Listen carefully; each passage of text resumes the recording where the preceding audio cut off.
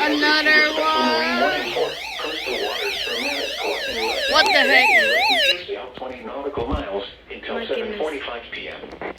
At 6:17 What the heck? a strong gust front was located over 4 It just said strong gust front. at 35 knots. Okay, well. Weather storms to the west will also move into the area early this evening.